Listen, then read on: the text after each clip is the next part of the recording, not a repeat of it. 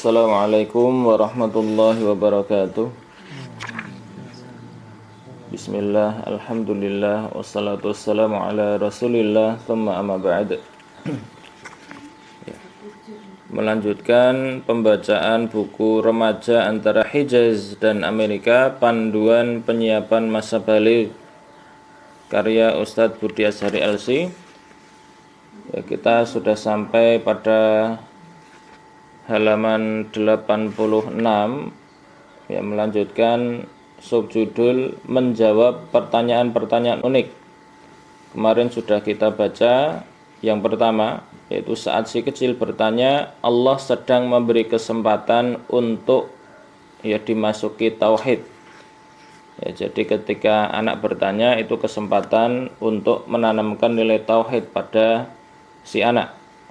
Mudah-mudahan kita bisa semakin tambah belajar untuk itu begitu. Kemudian yang kedua, dua pintu, keduanya mulia.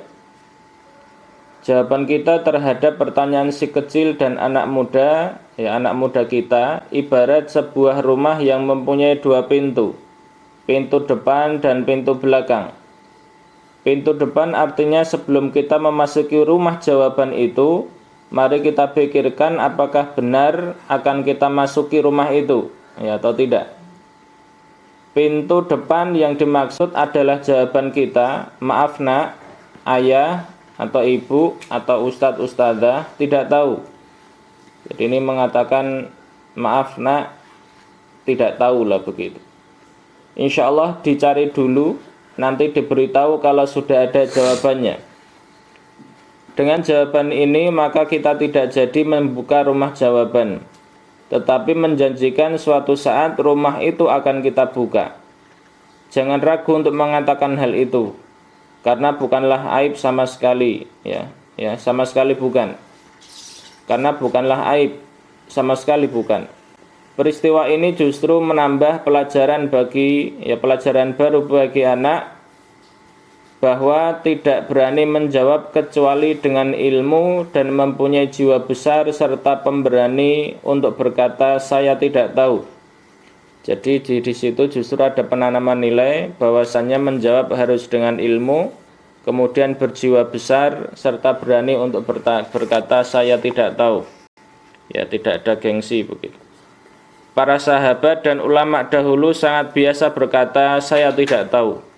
Hal itu tidak menjatuhkan wibawanya sama sekali. Justru mengangkat derajatnya di mata murid-muridnya. Seperti Imam Malik yang menjawab 34 pertanyaan itu dengan jawaban saya tidak tahu. Tapi ingat ada janji jawaban yang harus dipenuhi. Selevel Imam Malik di pantanya 40 kurang lebih itu. Yang tidak dijawab atau dijawab dengan saya tidak tahu itu ada 34. Luar biasa. Kalau kita pengennya jawab selalu ada. Ada jawabannya. Adapun pintu kedua adalah pintu belakang. Rumah itu telah kita masuki, jawabannya telah kita sampaikan. Setelah itu baru kita paham bahwa ternyata jawaban kita salah. Maka keluarlah dari pintu belakang.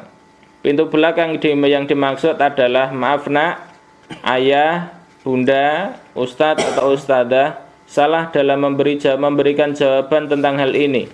Yang benar adalah begini. Jadi yang kemarin itu sudah dihapus ya. Ini pun pintu mulia.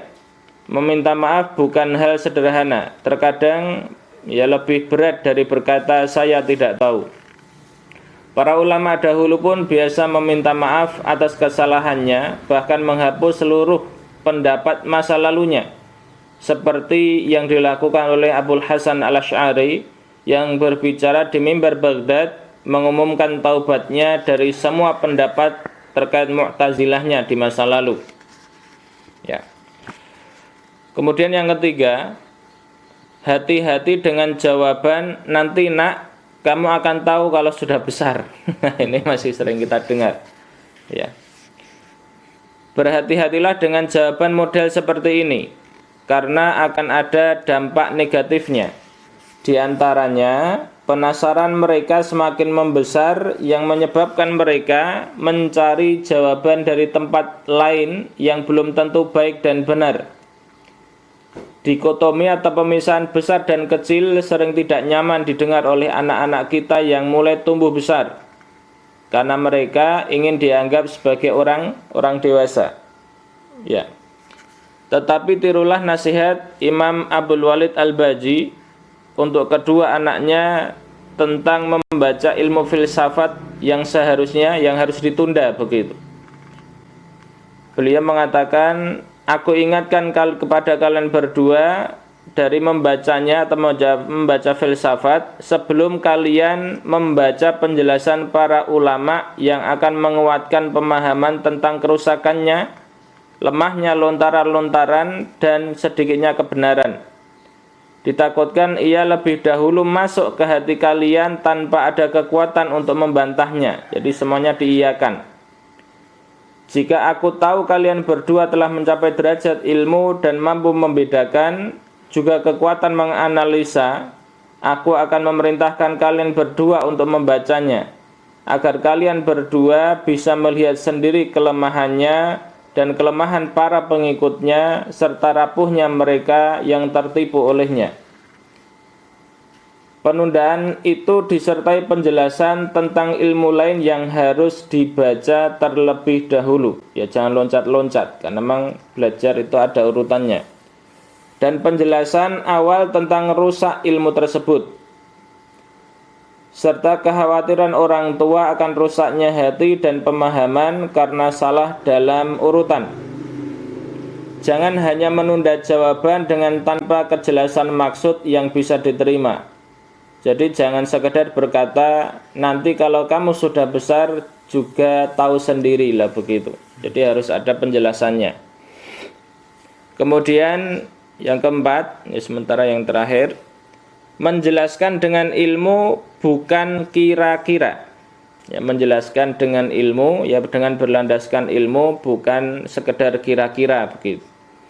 Hampir dipastikan saat bicara tentang kenikmatan surga, anak-anak akan berkata, ada es krim enggak? Ada mobil-mobilan remote enggak? Begitu.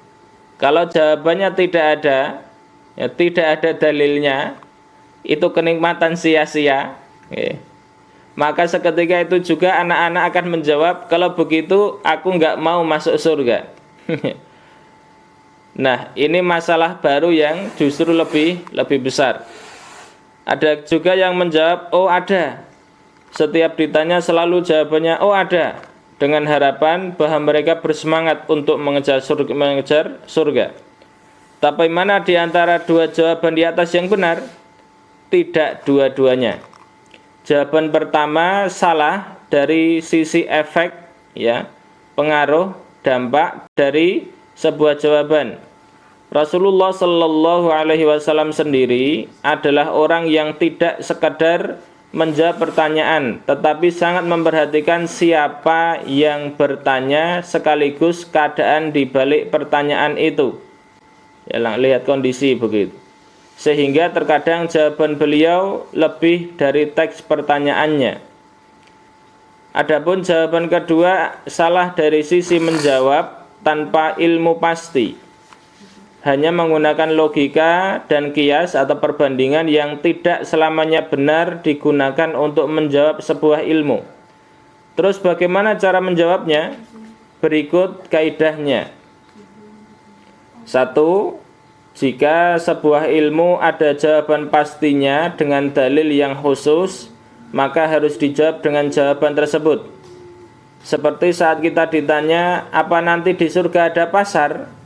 Jawabannya pasti, karena ada hadis yang sahih diriwayatkan oleh Imam Muslim, yang artinya sesungguhnya di surga ada pasar. Mereka mendatanginya pada setiap Jumat. Ini ada dalilnya, itu pasti ada, maka kita harus membenarkan meskipun kita sama sekali enggak nyandak sama sekali terkait kondisinya seperti apa. Yang jelas tidak sama seperti pasar di dunia. Kemudian kaidah yang kedua, jika tidak ada dalil khususnya, kita gunakan dalil umum. Contohnya pertanyaan nomor 1 di atas. Tidak pernah ada dalil, ya tidak pernah ada dalil syar'i, ya tidak pernah ada dalil syar'i tentang es krim dan mobil-mobilan remote itu di surga. Tetapi kita harus menjaga jiwa si penanya, yaitu anak-anak. Di samping itu juga harus benar secara syariat.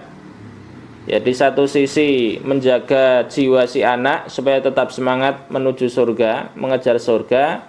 Di satu sisi jawabannya jangan sampai melenceng dari syariat.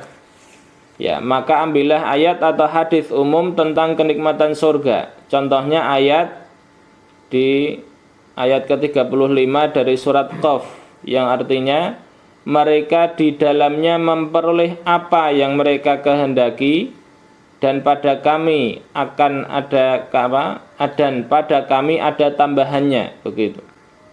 Sekali lagi surat Qaf 35 mengatakan mereka di dalamnya memperoleh apa yang mereka kehendaki dan pada kami ada tambahannya. Ini jawaban dari dalil yang umum. Dan setelah itu biarkan mereka menafsirkan dalam benaknya masing-masing.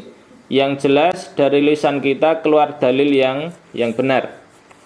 Kemudian yang ketiga, kaidah yang ketiga, ada kalanya kita harus menjawab, ya, mengatakan wallahu a'lam, ya, dan Allah saja yang maha tahu, yang lebih tahu. Tidak ada penjelasannya, begitu. Contohnya ketika para ulama membahas tentang bahasa apa yang akan dipakai di surga nanti. Ada riwayat yang mengatakan bahwa bahasa Arab adalah bahasanya ahli surga. Tetapi riwayat ini dinyatakan oleh para ulama.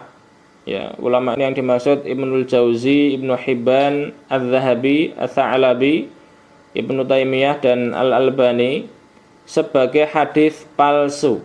Nah, ini sering dipakai, ya, untuk memotivasi supaya belajar bahasa Arab. Tapi ternyata hadisnya dinilai oleh beberapa ulama tadi, oleh para ulama tadi sebagai hadis palsu. Dengan demikian tidak ada satupun informasi yang valid tentang bahasa ahli surga, bahasa penduduk surga.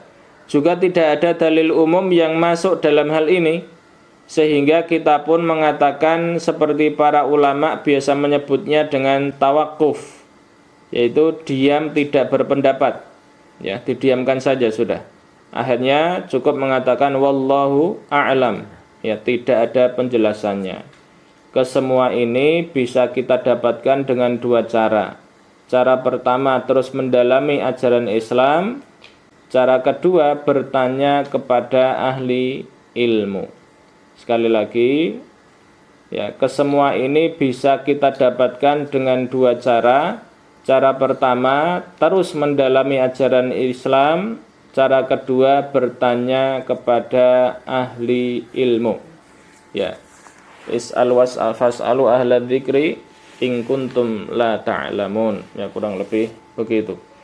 Ya, demikian yang bisa kita baca untuk pagi ini. Insyaallah nanti malam kita akan masuk ke yang kelima, yaitu menjelaskan tetapi tidak vulgar.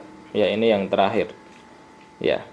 Mungkin itu sementara ini, mudah-mudahan ada yang bisa diambil dan ada pencerahan, sehingga ketika kita menjawab pertanyaan anak itu jangan sampai asal jawab, ya.